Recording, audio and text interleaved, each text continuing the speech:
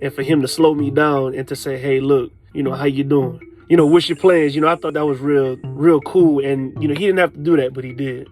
My name is Perfect Dominique. Man, I've been driving for January 2nd. It'll be 6 years. Prior to driving, I was actually a homeless college student. Look how funny life is. I was actually sleeping at the truck stop called Made to Go in Baton Rouge, not too far from the campus. I never thought I'd be a truck driver. I was sleeping at, the truck stop the whole time. Didn't even realize that was my future, So I've been here for a year and some change now. It's been a real good year and some change. Put a lot of change in my pocket. And whenever we transition, or I would, some of the drivers there transition over to Hornady. I was one of those guys that they kept on.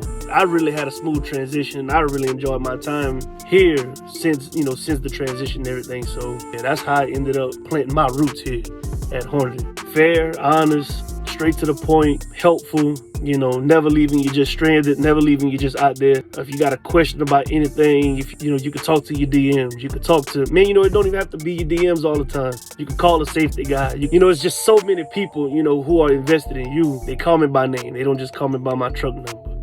So I think that's dope. My dispatcher, Miss Carly, she is no nonsense, straight to the point. She's there for you. Her being a good DM makes being a driver that much easier. Because we all know the relationship between DMs and drivers. Man, if it's not on point, then you're going to struggle. If you've been driving long enough, then you know what it is to have a bad one. I got lucky. I had 2 good ones, in a row, straight up over here at Hornady. Also, Mr. Donald, and he pulled me to the side one day. He wanted to show me some things. Went from talking about driving to just talking about life. And I think that's very important that as a staff, you try to understand your drivers. Out here is just rip and run.